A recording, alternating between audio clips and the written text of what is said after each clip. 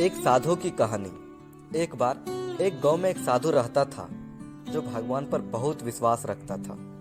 इस बार वह साधु पेड़ के नीचे बैठा था और भगवान को याद कर रहा था तो अचानक वहां बाढ़ आ गई। चारों तरफ पानी ही पानी। सब लोग अपने आप को बचाने के लिए ऊपर पहाड़ की तरफ भागने लगे।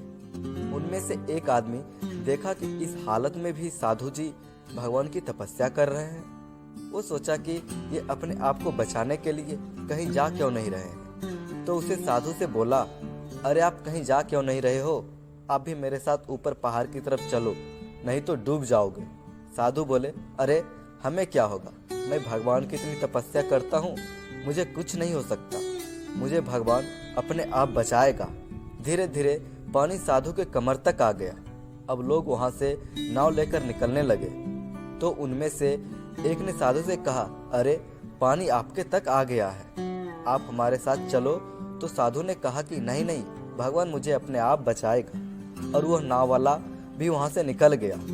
कुछ देर बाद पानी इतना बढ़ गया कि साधु के सर तक पहुंच गया और अब लोगों को बचाने के लिए हेलीकॉप्टर निकलने लगे।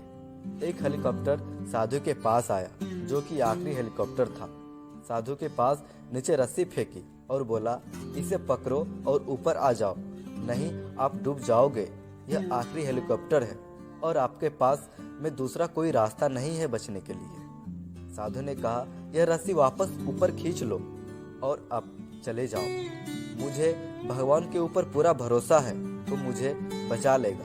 पानी काफी ऊपर आ गया, पैर डूब गया और साधु की डूबने से मौत हो गई। मरने के बाद साधु भगवान के पास गया और बोला, हे भगवान, मैंने पूरी जिंदगी आपकी तपस्या की, मेरा सारा जीवन आपकी आराधना करने में लगा दिया, फिर भी इतने भरोसे के साथ इंतजार किया कि तुम मुझे बचाने आओगे, लेकिन वहां मेरी डूबकर मौत हो गई और तुम नहीं आए, ऐसा क्यों?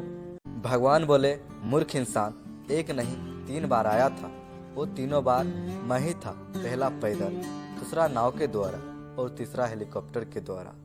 लेकिन तुमने मेरा एक भी अवसर नहीं पहचान पाया, पता नहीं किसका इंतजार कर रहा था। इस तरह से जिंदगी में हमें ऊपर वाला बहुत से मौके देता रहता है, लेकिन हम सब उस मौके को ठुकरा कर पता नहीं किस चीज का इंतजार कर रहे होते हैं कि वो होगा तभी मैं करूँगा, और इस बात पर अड़े रहने से एक वक्त के बाद वो मौका हाथ से निकल जाता है और हम कुछ नहीं कर पाते हैं। तो किसी भी अच्छे समय का इंतजार मत करो, जो भी करना है और जब अभी से शुरू कर दो। मेरे प्यारे दोस्तों, ये छोटी कहानी यहीं समाप्त हो जाती है। ये कहानी अगर आपको भी अच्छी लगी हो तो लाइक एंड सब्सक्राइब जरूर करें। धन्यवाद।